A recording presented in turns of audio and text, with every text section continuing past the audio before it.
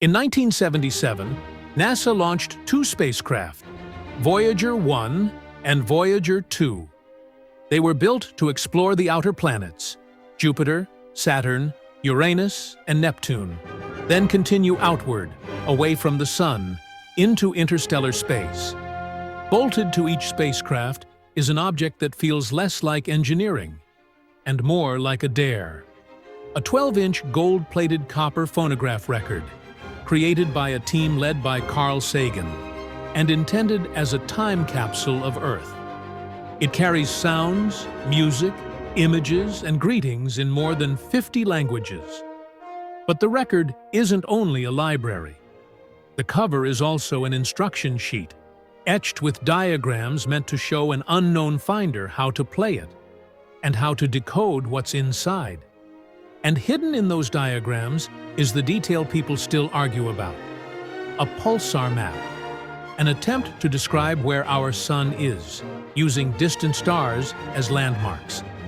So Voyager isn't just leaving the solar system, it's leaving a message behind, in case the universe ever looks back. The Golden Record is a 12-inch gold-plated copper disc, mounted to Voyager with a protective cover. On that cover are etched playback instructions and a diagram of the cartridge and stylus needed to read it. The record itself is an analog time capsule. Its audio includes natural sounds from Earth: wind, thunder, surf, animals, and a curated selection of music from different cultures and eras. It also contains spoken greetings in 55 languages, plus printed messages from world leaders of the time. Alongside the audio, the record encodes 116 images, photographs, and diagrams, converted into signals that can be reconstructed if you know how to interpret the format described on the cover. It's a deliberate design choice, not just content, but a method to recover it. Because the strange truth is this: Voyager doesn't carry a message you can simply read. It carries a message you have to solve. The Golden Record isn't just a mixtape. The cover is a decoder ring, a set of etched clues designed to survive time, vacuum, and ignorance. It tells you how to play the disc, yes, but it also tries to solve a deeper problem. How do you explain meaning without a shared language? So it anchors everything to physics. There's a hydrogen diagram that points to a fundamental time reference, a constant the universe can't forget. Then it goes even further. Electroplated onto the cover is a tiny, ultra-pure uranium-238 source, effectively a radioactive timestamp. In theory, a finder could measure the decay products and estimate how long ago the record was launched. A date written into atoms. And while all this sits quietly on the outside, Voyager has been moving for nearly half a century. NASA's tracker puts Voyager 1 at roughly 171 astronomical units from Earth, about 15.9 billion miles. A signal from us takes the better part of a day to reach it. Now, here's where the story turns. To decode this message, an intelligence doesn't just need curiosity, it needs engineering. The ability to detect radioactivity, interpret atomic transitions, build a stylus, parse a signal, reconstruct an image from a waveform. That's not hearing a greeting.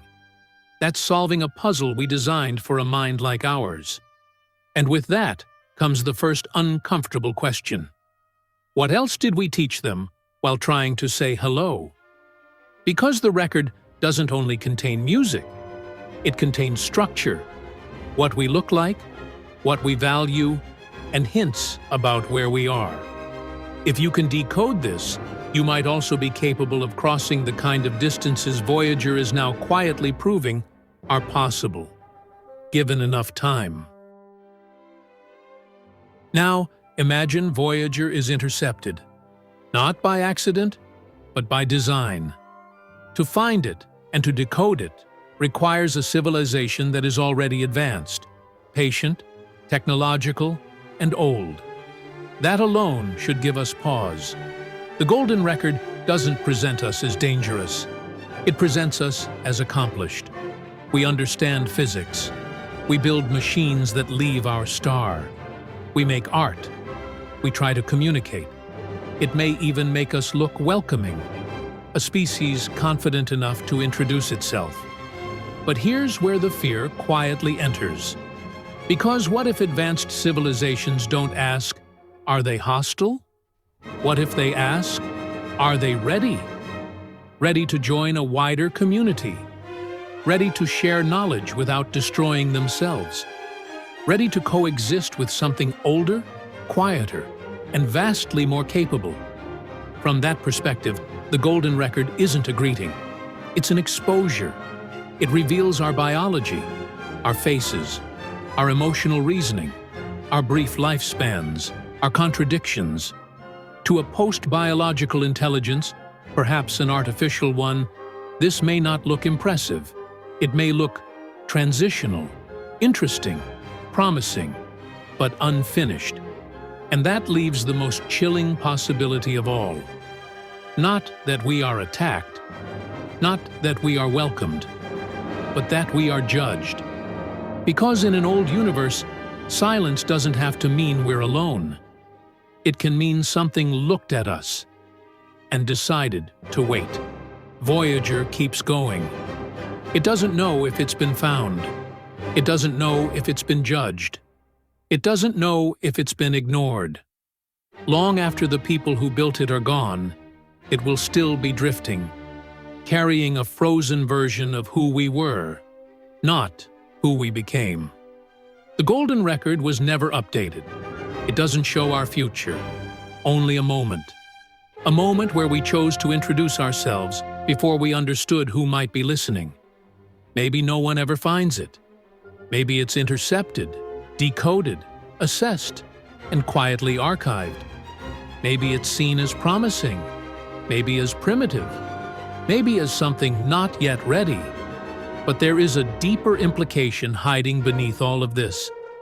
The Golden Record may not be a message to the universe at all. It may be a mirror, a record of what we hoped mattered about us. When we finally reached beyond our world, we didn't send a weapon. We didn't send a warning.